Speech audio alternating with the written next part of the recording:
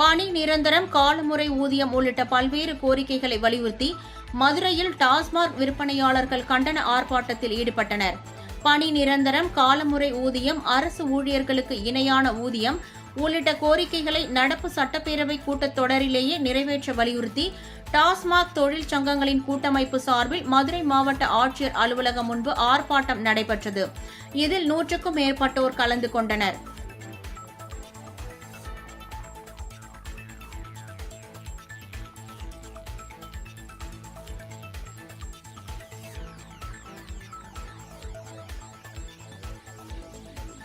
இதேபோல் கோவையில் பணி நிரந்தரம், காலமுறை ஊதியம் உள்ளிட்ட கோரிக்கைகளை வலியுறுத்தி டாஸ்மாக் தொழிற்சங்கத்தினர் ஆர்ப்பாட்டத்தில் ஈடுபட்டனர்.